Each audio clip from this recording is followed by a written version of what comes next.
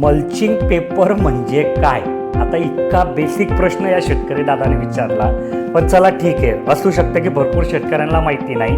तर mulching paper म्हणजे एक प्लॅस्टिकचा पेपर येतो की तो तुमच्या जमिनीवर तुम्हाला आथरून टाकायचा असतो आणि त्याच्यामध्ये वेगवेगळे रंग येतात, पण प्रामुख्याने वरच्या बाजूने सिल्वर आणि खालच्या बाजूने काळा ही रंगाचं कॉम्बिनेशन शेतकरी जास्ती वापरतात.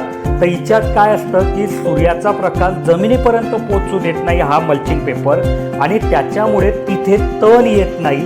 तर तण नियंत्रणासाठी मल्चिंग पेपरचा प्रामुख्याने उपयोग होतो. याच्या सोबतच त्याचे भरपूर फायदे आहेत की तिथे पाण्याचं बाष्पीभवन होत नाही, म्हणून कमी पाण्यात जास्त शेती होते. बऱ्याच प्रकारचे रोग, व्हायरसेस त्या मल्चिंग पेपरच्या आरपार जाऊ शकत नाही, तो एक फायदा होतो. आणि एक सारखं वातावरण झाडाच्या मुळापाशी भेटल्यामुळे झाडाला पोषक असं वातावरण तयार होतं आणि त्याच्यामुळे तुमच्या उत्पादनात तुम्हाला फायदा दिसतो.